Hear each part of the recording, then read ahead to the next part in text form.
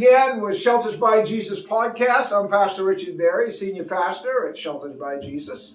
And we got some exciting stuff. We just did a podcast on CENTERPOINT Church. We're doing a second one, a follow-up. This is going to be exciting.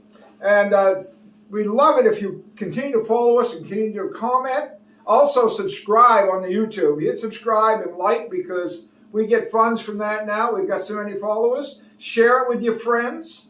And if you would like to be a part of Shelters by Jesus, then you can go on to sheltersbyjesus.com and you can look up how to donate. $9 a month will take somebody off the street with our ministry.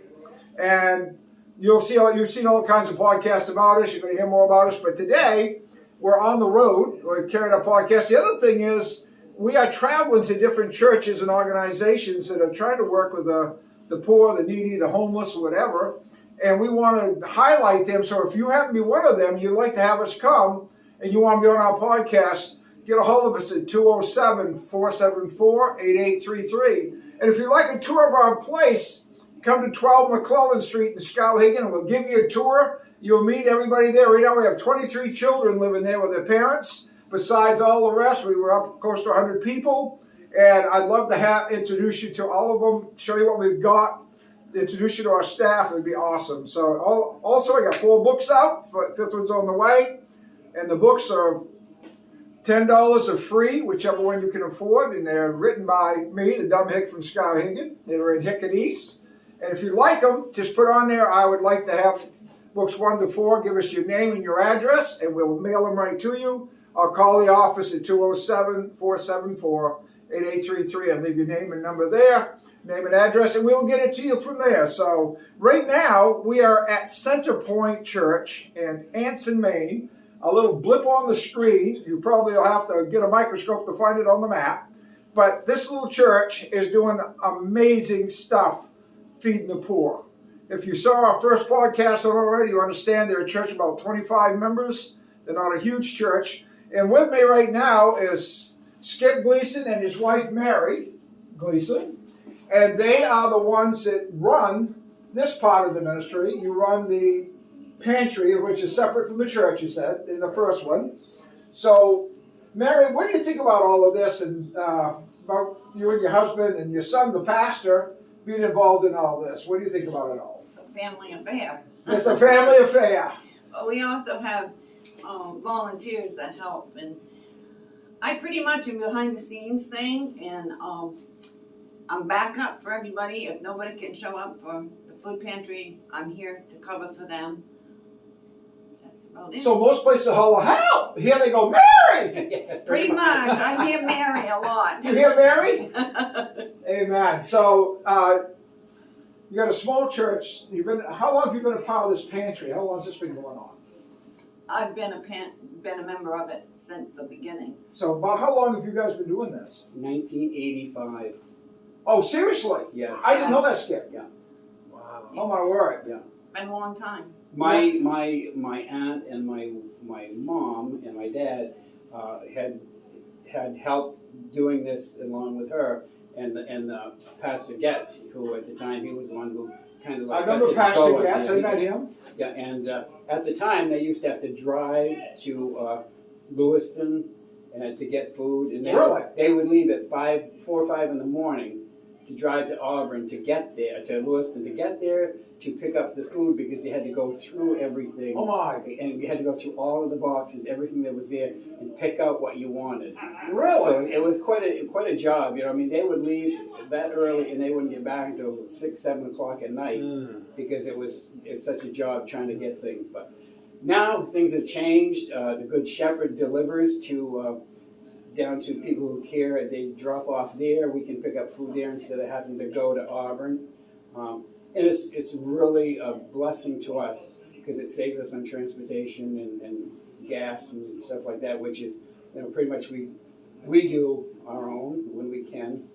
I do want to put a couple of plugs in here if I can. Put them in, man. That's what this is all about. Plug it. We're affiliated also with Somerset Health in Skowhegan. Okay. And we have done cooking classes. We've had people come there from Somerset Health and Teaching. they've taught lessons, of how to cook stuff for people who use the pantry that don't know how to, Really? don't know what to do with black beans or with, Cool. stuff that So you're more than just a Yes. pantry. You're connected in ways you can do more than just give Right. food. Yes. we Right. also have, through Summer's Help, on the second shelf up there, we have Narcan for people that, You do. right here, these bags right here for. Oh, that's what that That's is. the treatment Oh, it says recovery. recovery. Oh, my And, word. we have that available, so should we have someone that comes in that has issues or difficulty or has an overdose, or it Wow. is available. We have taken instruction. Yes. We've gone through the preliminaries, how to do this and what to do. We have, everyone in our pantry is able to do this if necessary. So, and that's a good thing. And also, another plug, we have so many people that help us out. And Tell us about them. Bangor Savings. Bangor They Savings do support you? they do a peanut butter and jelly drive. I've seen them in the bank. I've seen them in the bank. Yeah. They give to you. They sponsor that. I did not know that. And the new bank manager, it's at Bangor Savings, was so good. Not only did we receive what the people donated, he matched everything that was donated. So you can see the peanut Wow. butter on the shelf. It's not mine, it's Skippy, but it's Oh. Skippy peanut butter. Skippy, it's named after you. I guess So that is Skippy Gleason peanut butter. No. In case you're wondering. Yeah.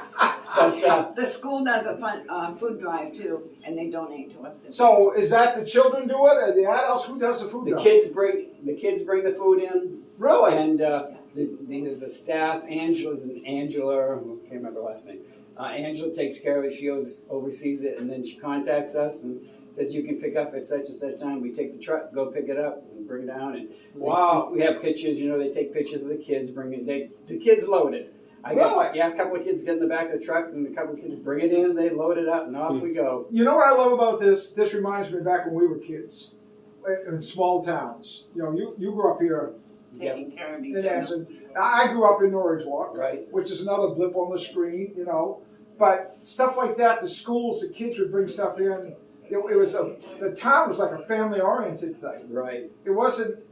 Now most places it's like everybody's like all strangers, and it's dog eat dog. I get as long as I'm okay, I'll come with you. But I love hearing this community-minded stuff. This is fantastic that the school is involved. Come on in. Come on in. Come on in. We need more food. Yes. Look, do what you gotta do. Hey, look, we're not here to stop you moving. Go for No, it. that's fine. No, he mentioned Linda's though here. you wanted to talk about something you need to raise money for. Yeah, but we can work around them. Yeah. Keep it on Oh going. yeah. Well, what Come we're get your doing. food. We have a couple of garages across the road from the church, and we've written a grant. We're doing a couple of grants to try to raise money so that we can move the pantry out of the church basement because It's not we're growing, handicap and it's not, and this also it's not handicap accessible. Yeah. We do help people if someone comes that's handicapped and needs food. We put it up, take it out to them, Yeah, and that's fine. get it out. They're getting Um, their stuff out here. So anyway, we're trying to raise enough money. We've written a grant. We're hoping that the Good Shepherd will come partner with us in that respect, so that we can change and move the pantry across the street. It will be handicap accessible. Wow. We'll be able to do a lot more with it. We can have more food and make it more available. We have more hours, open more than one day for 2 hours. You guys are being aggressive. Well, we're trying, and we get a lot of help.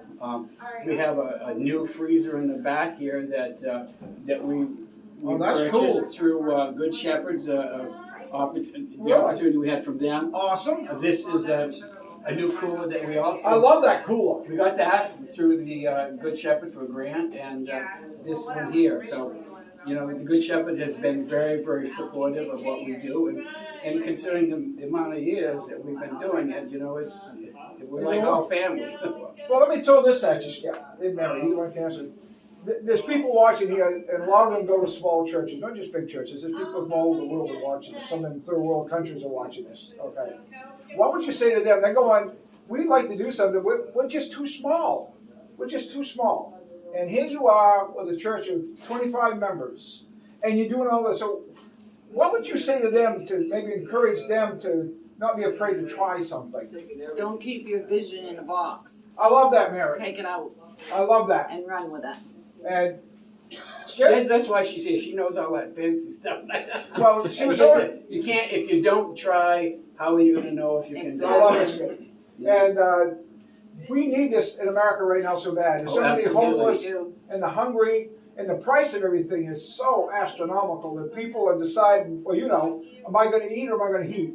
Right. Right. And you're running into that. Right. And we've already, in the first podcast, we had some of your people coming in here saying how special it was that you're here. And little churches can do some amazing stuff. Now, you mentioned in the first podcast, the Congregational Church in North Anson Yes. has done something. Yes, they made a donation and thanked us for what we do. Hmm. And that's a big thing, you know, because even the other churches are recognizing that they recognize that we are here and we are ready to help in any way that we can. I might add that I have just finished a grant through United Way. Oh, you did? Yeah, because the lady that's in charge of United Way North or whatever, Laurie, I had contacted her and she said, you know, for me to get, and this is for like fuel assistance, heat assistance, or Oh. whatever. We do not the pantry, but the church helps if people are in need. fuel. We don't give money out because we know that I know. it's a temptation. Right, So, but you buy oil? if you I mean, call, you're talking to what? You hear that, Seth? We're talking to 25-member church who's doing this. This is amazing. This is awesome stuff. Now, that Congregational Church in North Anson, all right?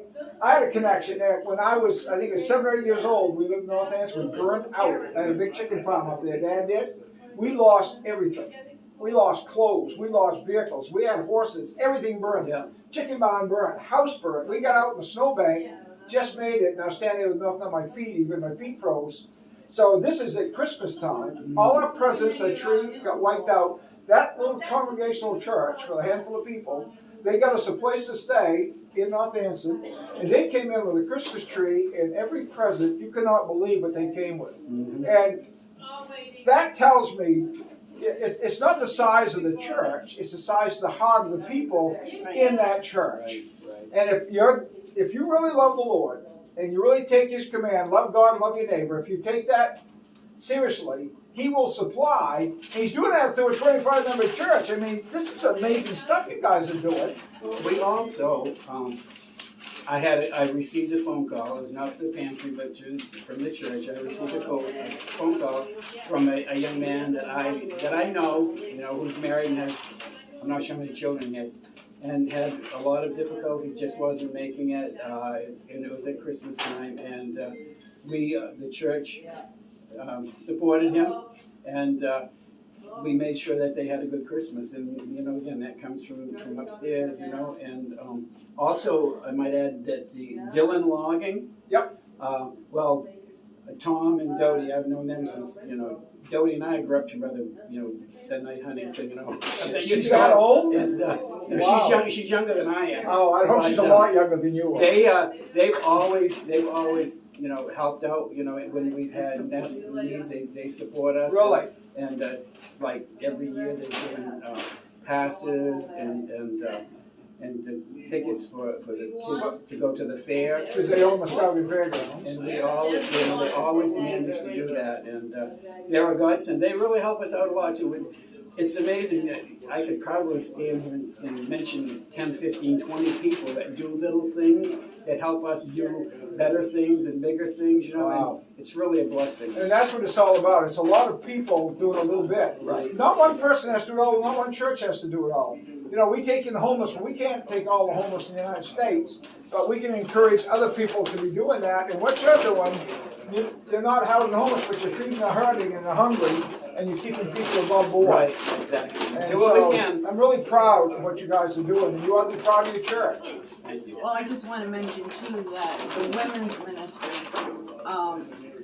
does Christmas boxes, shoe boxes for all of the children at Garrett's Gang.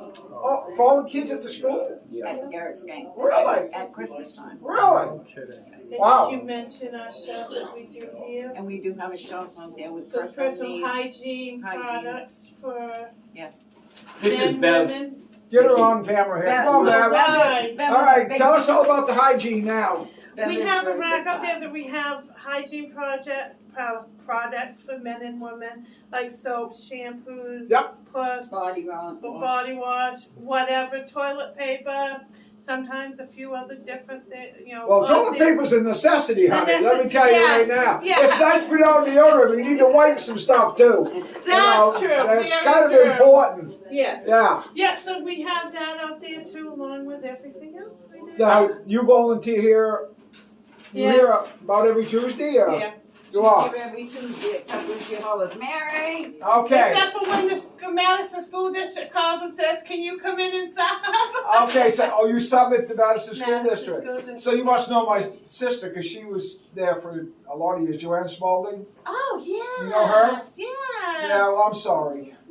No, my sister's awesome. Yeah, You she have is. to She excuse was me, we really have good in the more special people ed. coming in. All right, We do. we're going to end this. We want to thank you for Linda's watching and thank you for tuning in. All of Please. us waiting. Please subscribe and hit like. And these guys are just going crazy. We're in their way, so we're going to end the podcast now. But just remember, a church of 25 is doing this. There's no excuse for you not doing anything either in your area. So God bless you for watching. Y'all come back now. Here.